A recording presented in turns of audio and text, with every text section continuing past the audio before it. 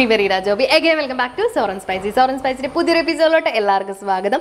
ഇന്ന് നമ്മൾ ചെയ്യാൻ പോകുന്ന ഒരു കിടിലൻ കാട റോസ്റ്റിൻ്റെ റെസിപ്പിയാണ്. നമ്മൾ ഇതിൻ്റെ അകത്ത് കാട ഫ്രൈ ചെയ്തതിന് ശേഷമാണ് റോസ്റ്റ് ചെയ്യുന്നത്. അതുകൊണ്ട് തന്നെ അടിപൊളി ടേസ്റ്റാണ്. അപ്പോൾ നമുക്ക് നോക്കിയാലോ എങ്ങനെയാണ് റെഡിയാക്കി എടുക്കാമെന്ന്. അപ്പോൾ കാട റോസ്റ്റ് ചെയ്തെടുക്കാൻ വേണ്ടിയിട്ട് ഫസ്റ്റ് തന്നെ നമുക്ക് കാട ഒന്ന് മാരിനേറ്റ് ചെയ്ത് വെക്കണം. അപ്പോൾ അതിന് വേണ്ടിയിട്ട് ഞാനിവിടെ 2 ഫുൾ കാട ചെറിയ പീസായിട്ട് കട്ട് ചെയ്തെടുത്തിട്ടുണ്ട്.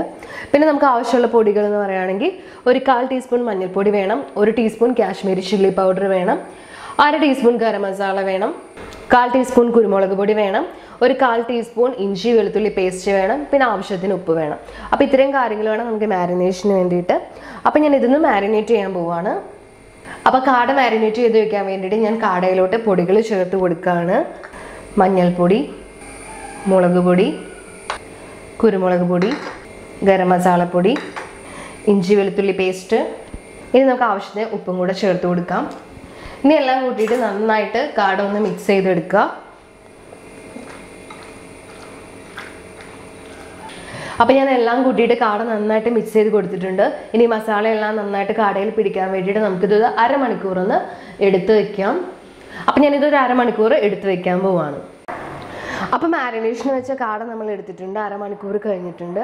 ഇനി നമുക്ക് കാട ഇതൊന്ന് ഫ്രൈ ചെയ്തെടുക്കണം. നമുക്ക് നന്നായിട്ട് ഡീപ് ഫ്രൈ ഒന്നും ചെയ്തെടുക്കണ്ട. നമ്മൾ മീനൊക്കെ ഷാലോ ഫ്രൈ ചെയ്തെടുക്കുന്ന മാതിരി ജസ്റ്റ് ഒന്ന് ഷാലോ ഫ്രൈ ചെയ്തെടുത്താൽ മതിയാവും. അപ്പോൾ നമുക്കിതൊന്ന് ഫ്രൈ ചെയ്തെടുക്കാം. കാട ഫ്രൈ ചെയ്തെടുക്കാൻ വേണ്ടിയിട്ട് ഞാനിവിടെ ഓയിൽ നന്നായിട്ട് ചൂടാക്കി എടുത്തിട്ടുണ്ട്. ഇനി നമുക്ക് ഇതിനകത്തോട്ട് നമ്മൾ റെഡിയാക്കി വെച്ചിരിക്കുന്ന കാട പീസസ് ഇട്ട് കൊടുക്കാം.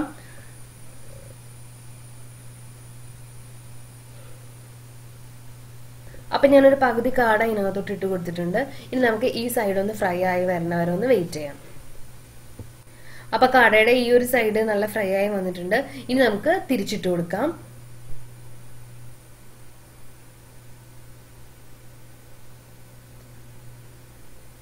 അപ്പോൾ എല്ലാ പീസസും ഞാൻ തിരിച്ചിട്ട് കൊടുത്തിട്ടുണ്ട്. ഇനി നമുക്ക് ഈ സൈഡും കൂടെ ഒന്ന് ഫ്രൈ ചെയ്തിട്ട് ഇത് കോരി മാറ്റാം. അപ്പോൾ നമ്മുടെ കാട 2 സൈഡും ആയി വന്നിട്ടുണ്ട്. ഞാനിത് ഒരു പാത്രത്തിലോട്ട് കോരി മാറ്റാണ്.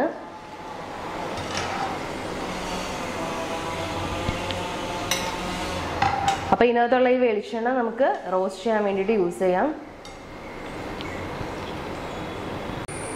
അപ്പോൾ നമ്മൾ ഫ്രൈ ചെയ്ത് വെച്ചിരിക്കുന്ന കാട റോസ്റ്റ് ചെയ്തെടുക്കാൻ വേണ്ടിയിട്ട് നമുക്ക് എന്തൊക്കെ കാര്യങ്ങൾ ആവശ്യമുള്ളതെന്ന് നോക്കാം. ഞാനിവിടെ 2 ചെറിയ സവോള നീളത്തിൽ ചെറുതായിട്ട് കട്ട് ചെയ്തെടുത്തിട്ടുണ്ട്. പിന്നെ ഒരു ചെറിയ തക്കാളി ഇതേപോലെ ചെറുതായിട്ട് കട്ട് ചെയ്തെടുത്തിട്ടുണ്ട്. പിന്നെ 2 പച്ചമുളക് നീളത്തിൽ ഇതേപോലെ ചെറുതായിട്ട് അരിഞ്ഞെടുത്തിട്ടുണ്ട്. പിന്നെ നമുക്ക് ഒരു 1/2 ടീസ്പൂൺ ഇഞ്ചി വെളുത്തുള്ളി ചതച്ചത് വേണം, ഒരു 1/4 ടീസ്പൂൺ മഞ്ഞൾപ്പൊടി വേണം, പിന്നെ നമുക്ക് 3/4 ടീസ്പൂൺ മല്ലിപ്പൊടി വേണം, 1 ടീസ്പൂൺ കാശ്മീരി ചില്ലി പൗഡർ വേണം, പിന്നെ ഒരു 1/2 ടീസ്പൂൺ ഗരം മസാല വേണം, ആവശ്യത്തിന് ഉപ്പ്, കുറച്ച് കറിവേപ്പില, പിന്നെ ഒരു 3 ടേബിൾ സ്പൂൺ വെളിച്ചെണ്ണ വേണം. അപ്പോൾ ഇത്രയും കാര്യങ്ങൾ വെച്ചിട്ട് എങ്ങനെയാണ് നമുക്ക് കാട റോസ്റ്റ് റെഡിയാക്കി എടുക്കാൻ നോക്കാം. അപ്പോൾ കാട റോസ്റ്റ് ചെയ്തെടുക്കാൻ വേണ്ടിയിട്ട് ഞാനൊരു പാനിൽ നമ്മൾ നേരത്തെ കാട ഫ്രൈ ചെയ്ത് വെച്ച അതേ വെളിച്ചെണ്ണ കുറച്ച് ഒഴിച്ചു കൊടുത്തിട്ടുണ്ട്. ഇനി നമുക്ക് ഇതിനകത്തോട്ട് കുറച്ച് നല്ല വെളിച്ചെണ്ണ കൂടി ഒഴിച്ചു കൊടുക്കാം. ഇനി ഇത് ചൂടായി വരുമ്പോൾ നമുക്ക് ഇതിനകത്തോട്ട് സവാള ചേർത്ത് കൊടുക്കാം. അപ്പോൾ വെളിച്ചെണ്ണ നന്നായിട്ട് ചൂടായി വന്നിട്ടുണ്ട്. ഇനി നമുക്ക് ഇതിനകത്തോട്ട് അരിഞ്ഞ് വെച്ചിരിക്കുന്ന സവാള ചേർത്ത് കൊടുക്കാം. ഇതിനകത്തോട്ട് നമുക്ക് അരിഞ്ഞ് വെച്ചിരിക്കുന്ന പച്ചമുളക് ചേർത്ത് കൊടുക്കാം. കൂടെ തന്നെ കുറച്ച് കറിവേപ്പിലയും ചേർത്ത് കൊടുക്കാം. ഇനി ഇതൊന്ന് ജസ്റ്റ് ഒന്ന് വഴറ്റി കൊടുക്കുക.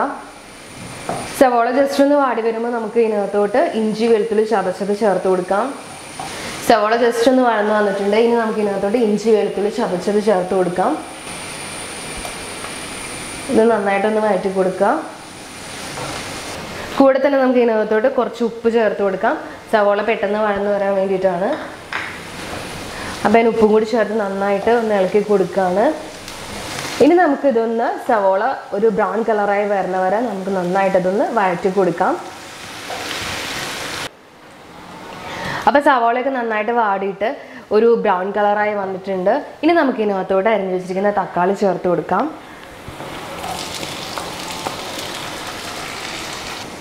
ഇനി നന്നായിട്ടൊന്ന് വഴറ്റി കൊടുക്കുക. ഇനി തക്കാളി നന്നായിട്ട് വെന്ത് ഉടഞ്ഞ് നമ്മുടെ സവാളയായിട്ട് നല്ല മിക്സായിട്ട് വരണം.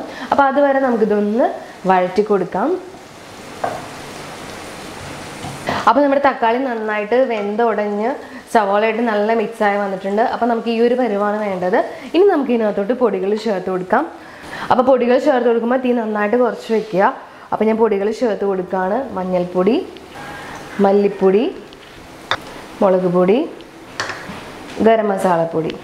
ഇനി നമുക്ക് നന്നായിട്ടൊന്ന് വഴറ്റി കൊടുക്കാം. അപ്പോൾ നമ്മുടെ പൊടികളുടെയൊക്കെ പച്ചമണം നന്നായിട്ട് മാറി എല്ലാ പൊടികളും നന്നായിട്ട് മൂത്ത് വന്നിട്ടുണ്ട്. ഇനി നമുക്ക് ഇതിനകത്തോട്ട് നമ്മൾ ഫ്രൈ ചെയ്ത് വെച്ചിരിക്കുന്ന കാട ചേർത്ത് കൊടുക്കാം.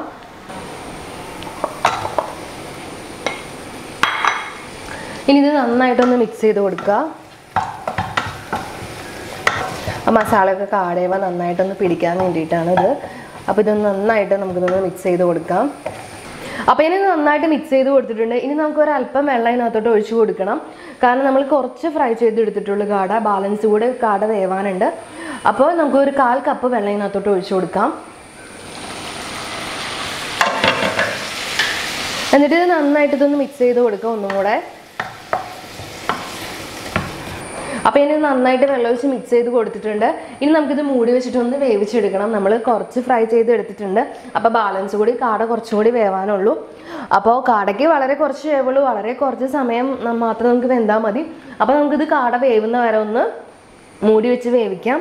അപ്പോൾ ഞാനിതൊന്ന് മൂടി വെച്ച് വേവിക്കുകയാണ്. ഏകദേശം ഒരു 10 മിനിറ്റൊക്കെ മൂടി വെച്ച് വേവിച്ചാൽ മതിയാവും. അപ്പോൾ മൂടി വെച്ച് വേവിക്കുമ്പോൾ ഇടയ്ക്കൊന്ന് തുറന്നിട്ട് ഇളക്കി കൊടുക്കുക, അല്ലെങ്കിൽ ചിലപ്പോൾ അടുക്കി പിടിക്കാൻ ചാൻസ് ഉണ്ട്. അപ്പോൾ നമുക്ക് കാട വേവുന്നവരെ ഒന്ന് വേവിച്ചെടുക്കാം. അപ്പോൾ നമ്മൾ കാട വേവാൻ വേണ്ടി ഒഴിച്ച വെള്ളമൊക്കെ വറ്റി നന്നായിട്ട് കാട വെന്ത് വന്നിട്ടുണ്ട്. അപ്പോൾ ഒട്ടും ഗ്രേവി ഇല്ലാതെ ഇതേപോലെ നല്ല ഡ്രൈ ആയിട്ട് എടുക്കുന്നതായിരിക്കും നല്ലത്. അപ്പോൾ നമ്മൾ ഒട്ടും വെള്ളം ഇല്ലാതെ എടുക്കുമ്പോഴായിരിക്കും നല്ല ടേസ്റ്റ് ഉണ്ടാവുക. അങ്ങനെയാണെങ്കിൽ നന്നായിട്ട് മസാലയൊക്കെ ഇതുമ്പോൾ നന്നായിട്ട് ഇതേപോലെ നന്നായിട്ട് പിടിച്ചിരിക്കും. അപ്പോൾ ഈ ഒരു പരുവാണ് നല്ല ടേസ്റ്റ് ഉണ്ടാവുക. പിന്നെ നിങ്ങൾക്ക് കുറച്ചുകൂടി ഗ്രേവി വേണമെന്ന് ഉണ്ടെങ്കിൽ കുറച്ചുകൂടി വെള്ളമൊന്നും ഒഴിച്ച് ലൂസാക്കി എടുത്താൽ മതിയാവും. അപ്പോൾ എല്ലാവരും ട്രൈ ചെയ്ത് നോക്കുക. വളരെ ടേസ്റ്റിയാണ്. നിങ്ങൾക്ക് അപ്പത്തിൻ്റെ കൂടെ കഴിക്കാനും ചോറിൻ്റെ കൂടെ കഴിക്കാനൊക്കെ നല്ലൊരു കോമ്പിനേഷനാണ്. എല്ലാവർക്കും വളരെ ഇഷ്ടപ്പെടും. അപ്പോൾ എല്ലാവരും ഒന്ന് ട്രൈ ചെയ്ത് നോക്കുക. അപ്പോൾ ഞാൻ പറഞ്ഞ പോലെ തന്നെ കാട ഫ്രൈ ചെയ്തിട്ട് നമ്മൾ റോസ്റ്റ് ചെയ്തെടുത്തു. പിന്നെ ഗ്രേവിയുടെ ലെവൽ നിങ്ങളുടെ ഇഷ്ടത്തിനനുസരിച്ച് അഡ്ജസ്റ്റ് ചെയ്യാം. അധികം ഗ്രേവി ഇല്ലാത്തത് തന്നെയാണ് ടേസ്റ്റ് ഉണ്ടാവുക. എന്നാലാണ് നമ്മുടെ മസാലകളൊക്കെ നന്നായിട്ട് കാടയിൽ പിടിച്ചിട്ടുണ്ടാവുള്ളൂ. പിന്നെ കോമ്പിനേഷൻ എന്ന് പറഞ്ഞാൽ നിങ്ങൾക്ക് ഇഷ്ടമുള്ളതിൻ്റെയൊക്കെ കൂടെ കഴിക്കുക. അതുപോലെ തന്നെ വെറുതെ കഴിക്കാനും നല്ല ടേസ്റ്റാണ്. അപ്പോൾ എല്ലാവരും ട്രൈ ചെയ്ത് നോക്കുക. ട്രൈ ചെയ്ത് നോക്കിയിട്ട് ഫീഡ്ബാക്ക് തരാൻ മറക്കരുത്. അതുപോലെ തന്നെ വീഡിയോ ഇഷ്ടപ്പെട്ടാൽ ലൈക്ക് ചെയ്യുക, ഷെയർ ചെയ്യുക, കമൻറ്റ് ചെയ്യുക. പിന്നെ ചാനൽ ഇതുവരെ സബ്സ്ക്രൈബ് ചെയ്തിട്ടില്ലെങ്കിൽ ഒന്ന് സബ്സ്ക്രൈബ് ചെയ്തോളൂ കേട്ടോ. പിന്നെ തൊട്ടടുത്ത് കാണുന്ന ബെല്ലൈക്കണും കൂടെ ഒന്ന് ക്ലിക്ക് ചെയ്യുകയാണെങ്കിൽ ഞാൻ വീഡിയോസ് ഇടുമ്പോൾ നിങ്ങൾക്ക് നോട്ടിഫിക്കേഷൻ കിട്ടും.